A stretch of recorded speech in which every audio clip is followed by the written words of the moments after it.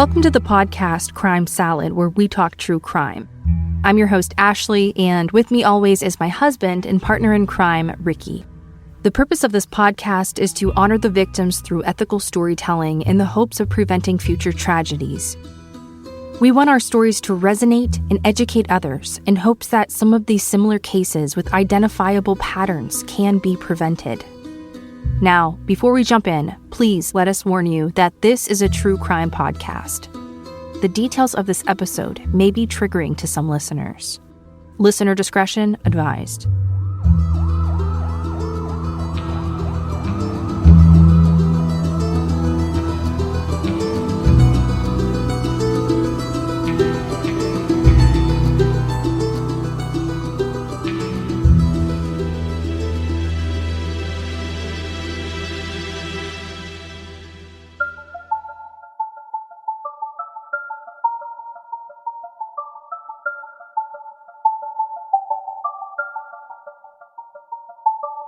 For the past 10 years, the case of the Long Island serial killer known by the acronym LISK or LISK has gone unsolved.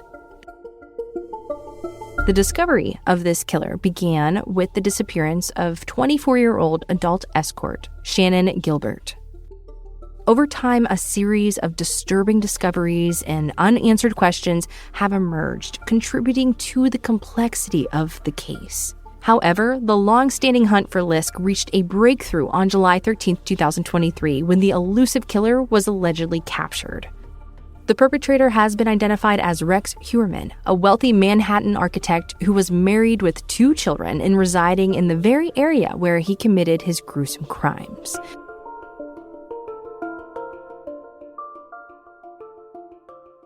The arrest of Rex has brought a mix of relief and closure to the community and the families of the victims, ending a decade-long reign of terror that has left a haunting impact on the region. However, as of yet, he has only been charged in 3 of the cases, with expectations of charges in the 4th in the coming weeks. Until Rex pleads guilty or is convicted at trial, he enjoys the presumption of innocence.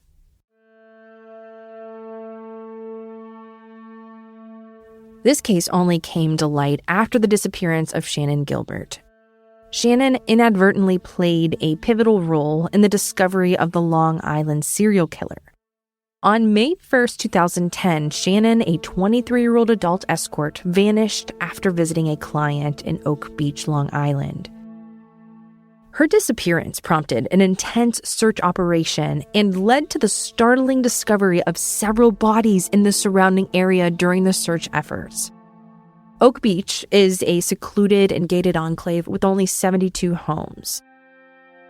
Now, the night that Shannon disappeared, she arrived shortly after 1:00 a.m. with her driver, Michael Pack. Shannon had previously worked for an escort service who always provided a driver as security to and from her appointments.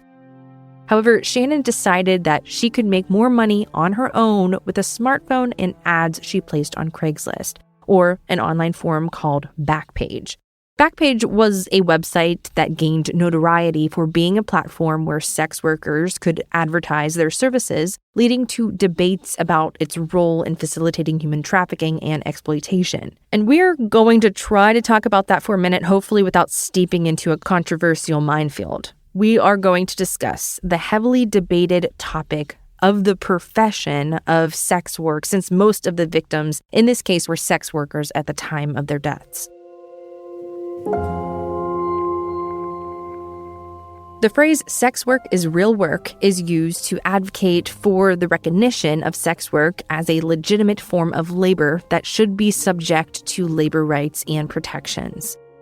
The goal is to reduce the stigma associated with sex work and promote the well-being and safety of sex workers.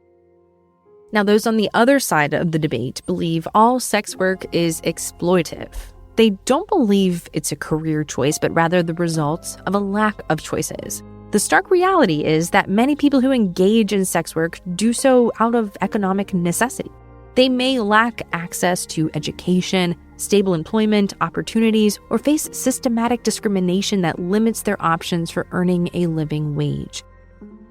Regardless of where you fall in the debate, sex work is heavily stigmatized in our society as well as many others. And it's this very stigma associated with sex workers that allowed so many of the victims of the Long Island serial killer to fall through the cracks of the justice system. It may very well be the reason why it took 12 years to bring the Lisk killer to justice. Many believed he never stopped killing. Rather, he just found a new burial site, one that is still undiscovered. So when Shannon fell into becoming a sex worker, some believe that it could have been because of her troubled background. Her mother said that she was difficult to raise and chose to give her up to foster care when she was just 5 years old, which was difficult because while in foster care, Shannon still went to school with her 2 other siblings who lived at home. This often led her to feelings of rejection and abandonment. In truth, Shannon likely was better off in the foster home where she flourished in school. She was extremely smart and talented and did very well in school, even skipping a grade and graduating high school early. She also had dreams of going to New York and becoming an actress or a singer. It was only after Shannon became a sex worker and had access to money that she began to reconnect with her family. In fact, at times, she became the sole source of support. While Shannon's upbringing was turbulent, that didn't mean that she wasn't loved. She was very much loved by her family. It was their insistence that Shannon had met foul play that pushed this case into the national headlines. On the night that she disappeared, she called her driver, telling him that he could leave. But a few minutes later, she told him to stay. A little while later, the client came out and asked the driver to remove Shannon from his home, saying that she had flipped out and refused to leave. That's when Shannon took off, running towards other homes while talking to a 911 operator. She told the operator that someone was after her and trying to kill her. She knocked on the homes of several residents, and when they offered to call the police, this seemed to upset Shannon even more, which caused her to take off running. All the while, her driver, Michael Pack, was running after her, trying to get her to calm down. He eventually lost sight of Shannon, and she was never seen alive again. What no one knew at the time was that there was a 22-minute 911 call from Shannon, and it would be only after this discovery that police began looking for her. Shannon's mother, Mary Gilbert, reported Shannon missing right away. However, once police learned that she was a sex worker, they said that she wasn't considered a missing person, and she would probably come home on her own, which is ridiculous and shows an incredible lack of empathy and bias towards sex workers. It's this attitude towards the victims that has permeated throughout this case. But Shannon's mother and sisters weren't giving up. They went to the press and they organized searches of the area in hopes of finding her.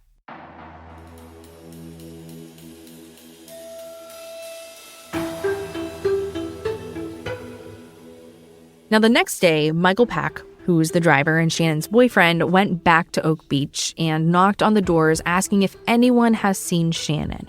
And when they called the police to come out, one of the police officers callously laughed at their efforts, telling them to go home. He said Shannon was probably at home waiting for them. While Shannon's remains were eventually found in a marshy area, the search for her body led investigators to unearth the bodies of multiple other women in the same vicinity. They were originally called the Gilgo Beach 4. But soon, that number would soar to 10 known victims and countless unknown victims. It's very likely that once the Lisk killer's burial ground was discovered, he had to move to another area to dispose of bodies. Experts on the Long Island serial killer website believe that there are at least 18 total victims who have disappeared from the area. While police were out searching for Shannon's remains, it was an officer training his canine who originally stumbled upon the bodies, eventually helping to uncover 10 bodies in total.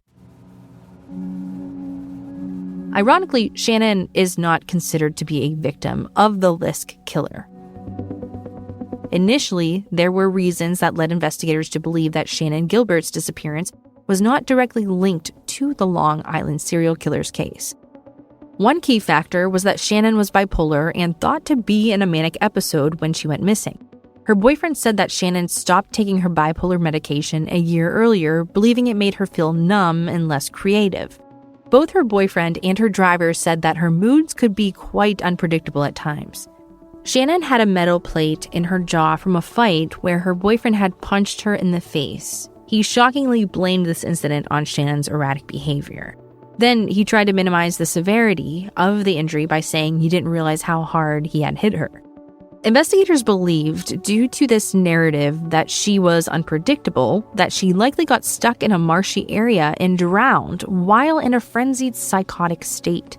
Her body was found in that marshy area nearly a year and a half after she went missing. Others believe that she may have been killed by another resident of Oak Beach, and her death was unrelated to the Lisk killer.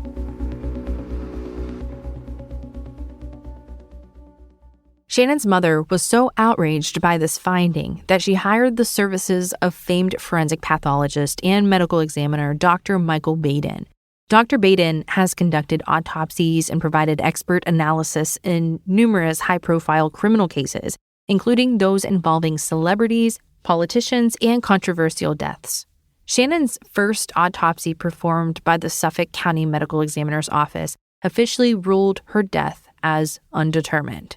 Now, in the second autopsy conducted by Dr. Baden, he noted that Shannon's hyoid bone was broken. The hyoid bone is a U-shaped bone located in the neck, and its fractures can sometimes be associated with strangulation or other forms of neck trauma. The discovery raised questions and further fueled speculation about the circumstances surrounding Shannon's death. However, it's essential to emphasize that a broken hyoid bone does not conclusively indicate the cause of death. Its fracture can occur in various circumstances, and additional evidence and context are required to establish the cause and manner of death definitively. The official narrative has evolved over time, and as of this date, authorities have still not ruled out the possibility of Shannon being a Lisk victim. Although web sleuths and other amateur investigators into the Lisk case have all believed that Shannon was one of Rex's victims. Now, through Shannon's death, her mother became a staunch advocate for police reform for investigations involving missing sex workers. Mary Gilbert later told People magazine in 2016, quote, "I hope it will bring awareness to any police department anywhere that regardless of who you are and what you do for a living, that you are not judged and that all cases are handled equally," end quote. Sadly, Mary wouldn't live long enough to see the Lisk killer captured. 6 years after her daughter's death, Mary was attacked by her youngest daughter, Sarah Gilbert. Sarah, who had been hospitalized over a dozen times in the years prior to Mary's death, was diagnosed with schizophrenia. While in a psychotic state, she attacked and stabbed her mother over 200 times, killing her. She was convicted in 2017 and is currently serving 25 years to life in prison. As we stated previously, the subsequent investigation into the newly found bodies brought attention to a series of unsolved murders and disappearances of young women that spanned back several years. As authorities delved deeper into the connections between the cases, a disturbing pattern emerged, pointing to the work of a serial killer.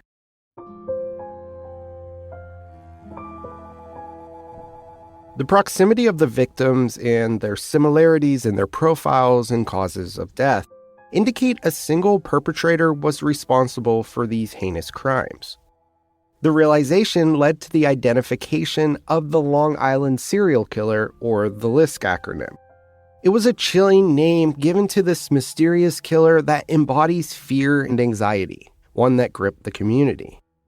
Neighbors of this newly announced suspect were in complete shock that they were possibly living next to a serial killer who we now know as Rex Heuermann. While Shannon Gilbert's disappearance initially set off a chain of events that exposed the Lisk killer, the other cases remained unsolved until the arrest of Rex Heuermann on July 13, 2023.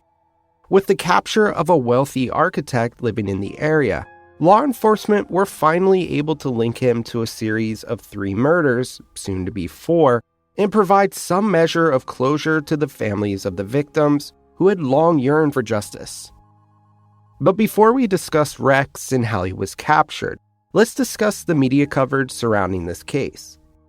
And more specifically, let's discuss the forgotten victims.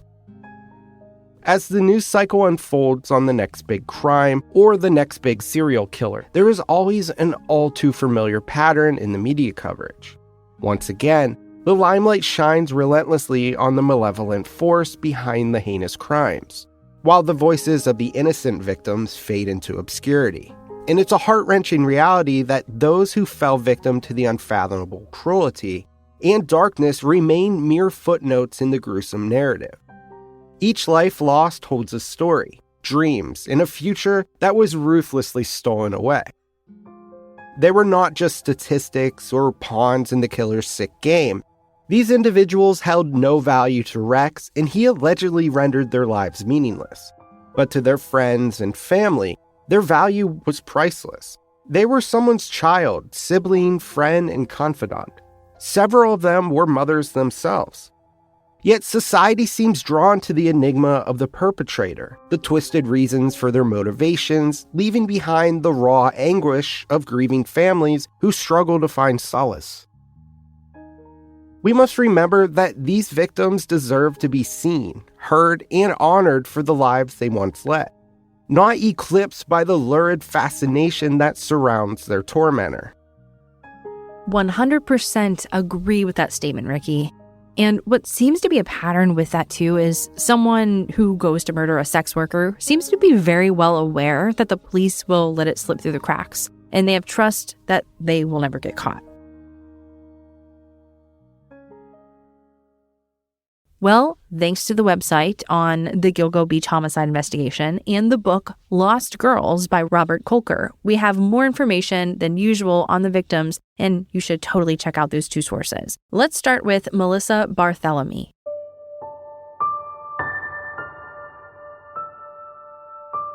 Melissa was last seen at her home residence. She lived in a basement apartment in the Union Port section of the Bronx. She was just 4 feet 10 inches tall and was 24 years old when she was last seen on July 12, 2009. Melissa was a sex worker who advertised on Adult Friend Finder as well as other similar sites. She used the alias Chloe and had tattoos of the words Blaze and Focus on her back and chest. And she tried her best to be safe and would often meet clients at bars, restaurants, and hotels on the west side of Manhattan.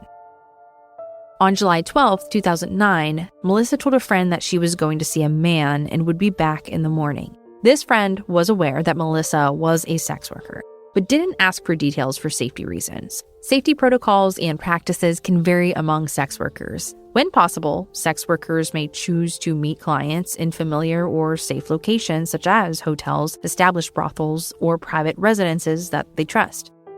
Another safety measure is to carry self-defense items such as pepper spray, small weapons, or even personal alarm devices. But these safety precautions are meaningless with someone like Rex, who would say and do anything to be alone with his victims. Especially with someone the size of Melissa, who was just 4 foot 9 inches and less than 100 pounds. She was the size of most 10-year-olds. And to point out, 10-year-olds held a specific interest for Rex, which we will get into when we discuss his computer search history. There really wasn't much Melissa could do to protect herself from a 6'6", 270-pound serial killer. Now, while Melissa's friend knew that she was with someone but had no specific details, her cell phone records showed that she traveled from the Bronx to Manhattan in an automobile. And when Melissa's mother hadn't heard from her daughter for a few days, she reported her missing to the New York Police Department on July 18, 2009. After Melissa had been reported missing, her younger sister received a series of taunting phone calls from someone using Melissa's phone. Police were able to track these calls down to an area near the Port Authority bus terminal on 8th Avenue and also near Penn Station. They were also able to trace the burner phone to an area near Rex's home. Police thoroughly canvassed all of the areas immediately following the calls. However, due to the large amount of pedestrians and vehicle traffic, no leads were developed. And just to remind you, this is 2009, about 14 years ago. on December 11th, 2011, Melissa's body was found on the north side of Ocean Parkway near Gilgo Beach during the search for Shannon Gilbert.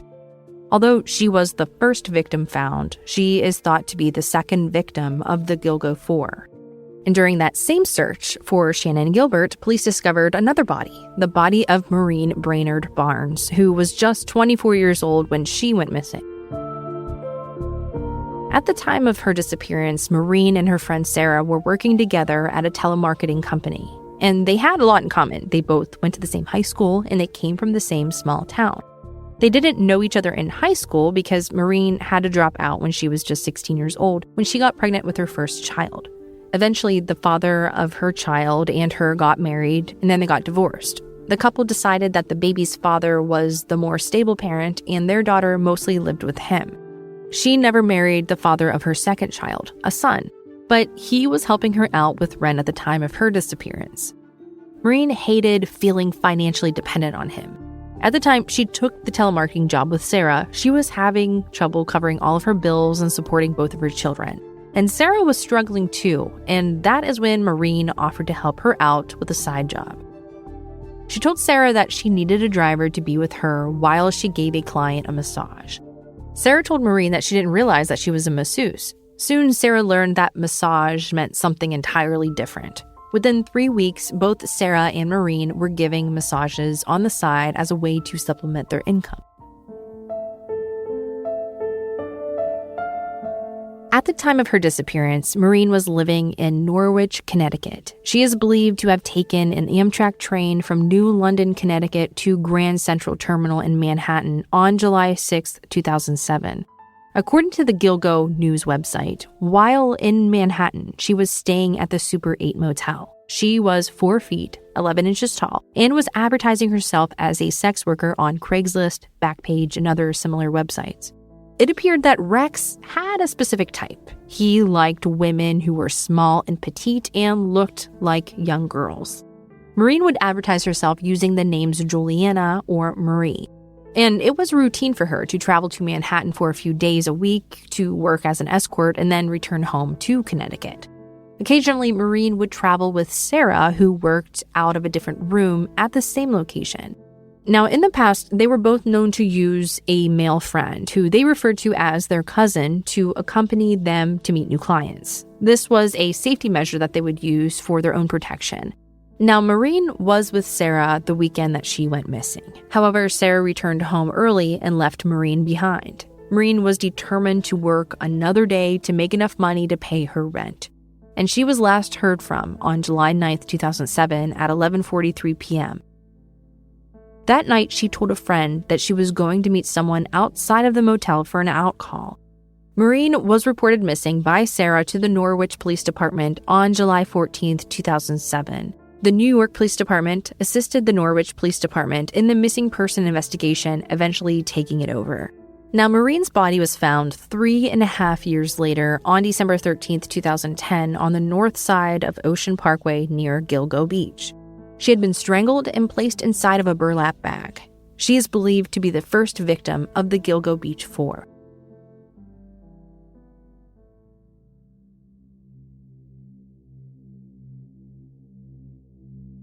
The next victim was Amber Lynn Costello. She was 27 years old when she went missing, and she lived in West Babylon. Amber suffered from addiction and substance abuse problems, which often led her to placing herself into risky situations. Just like the other victims, she was only 4 feet 10 inches tall and less than 100 pounds. She would often advertise herself on Craigslist and Backpage to support her addiction to heroin. She would use the names Carolina and Mia and had several identifying tattoos. Amber was very much loved and missed by her friends, roommates, and family. She had recently moved to New York from Clearwater, Florida, after completing a 28-day drug rehab program. Well, unfortunately, she relapsed shortly before she disappeared. Amber's roommate was also a sex worker, along with 2 male roommates. Often the 2 male roommates would arrange dates with clients for the women to help keep them safe. Amber did both in-calls at her home and out-calls at the homes or motel rooms of her clients. Amber was last seen leaving her home on foot on September 2nd, 2010, to meet a client who was picking her up at her house. Now, Amber did not have a cell phone with her on the night that she disappeared. She shared a phone with her roommates. Amber was found on December 13th, 2010, on the north side of Ocean Parkway near Gilgo Beach. And this was also during the search for Shannon Gilbert. She is believed to be the fourth victim of the Gilgo Beach Four. She, too, was found strangled and naked inside of a burlap sack. The next victim was Megan Waterman. She was 22 years old when she disappeared on June 6, 2010. She was a very much loved mother, daughter, and sister. She was a resident of Scarborough, Maine, and was a sex worker who advertised on Craigslist and Backpage. She used the name Lexi, and she was last seen by her family boarding a bus from Maine to New York. She may have been meeting up with a male who was known to traffic her.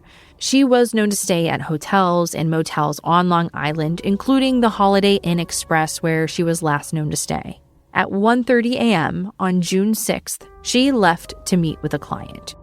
She called her male friend to let him know that she was going to a convenience store near the hotel to meet him. Megan was reported missing by her family a few days later. They said it was unlike her to not be in contact or not even to check in on her 3-year-old daughter.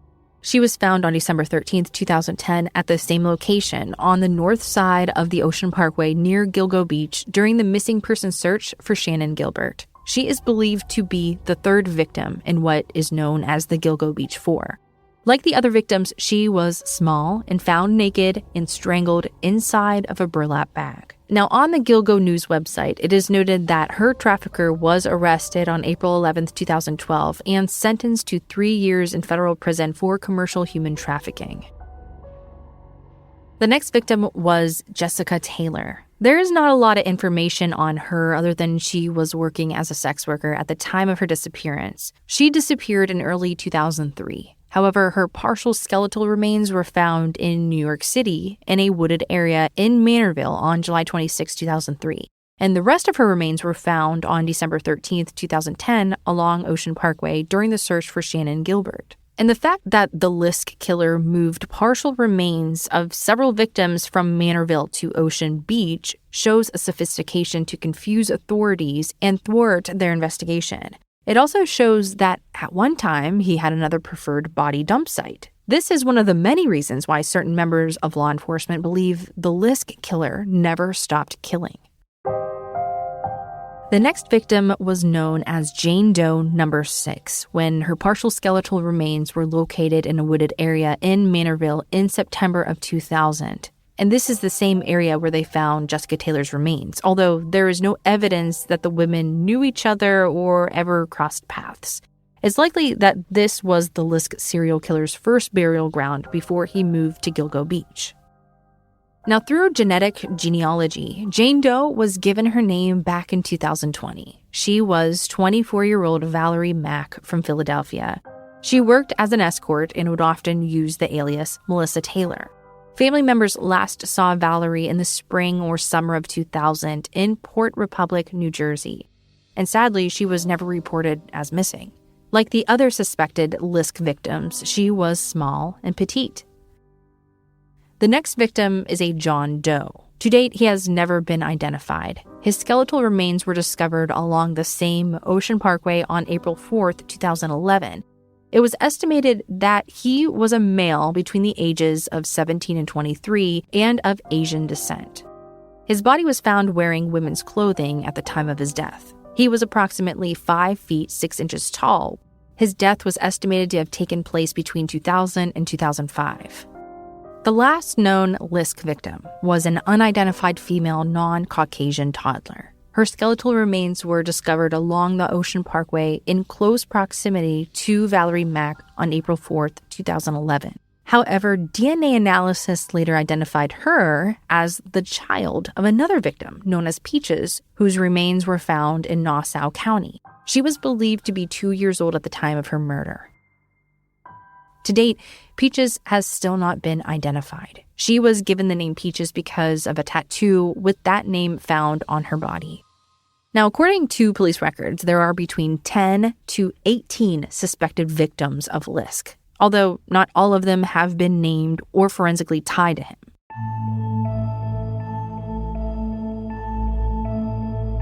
So there you have it. Just when you think a decades-old case seemingly has been left cold and remain a mystery, investigators come out of the woodwork to announce a lead suspect in the Gilgo Beach murders case. And we're hoping that the friends and the family members of these victims can feel some sense of closure soon, even though they lost their loved one. Now, we are going to end this episode here and pick back up with the conclusion in part 2. In part 2, we will cover the history of corruption in the Suffolk County Police Department and Prosecutor's Office, and we will go into the background of the main suspect, Rex Heuermann, and how a new task force identified him as their main suspect within just 6 weeks of police work, using all of the original evidence from this case. And this concludes this week's episode. We just want to shout out to all of our patrons. Thank you so much for supporting our show. We really, really appreciate you. Thank you for listening to Crime Salad, and we will be back next week.